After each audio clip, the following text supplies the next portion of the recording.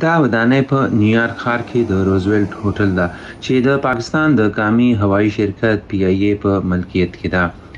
د PIA اداره په پاکستان کې د مالی تاوان سره مخ ده او ورسره د جهاز الوزونکو یا پایلټانو د جعلي اسنادو په اړه هم له تیرو څو ورځو راهیسې په مطبوعاتو کې بحث روان دی. خو اوس دا ودانۍ د خرڅولو یا نجکارۍ په اړه بیلابیل خبرونه مخې ته راغلي دي.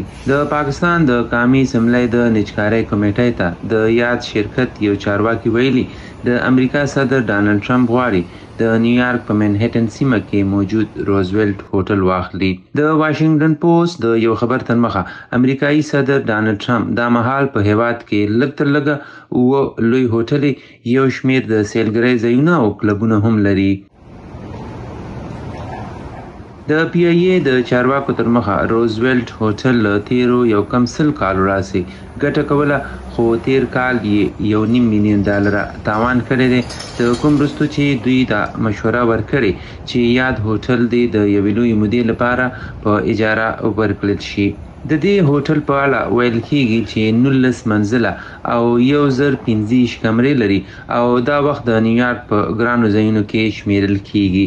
په تیر وختونو کې هم د دې د خرڅولو یا نجکارۍ خبرونه بیا مخې ته راغلي، خو د PIA د چارواکو لخوا دغه خبرونه رد کړي شوي وو. په کال 1940 کې جوړ دا هوټل د پاکستان قامي شرکت په 1979 کې په اجاره اخیستی و، چې پکې دا یوه نکته هم شامله وه چې دوی 20 کاله پس د دې ملکیت هم اخیستلی شي.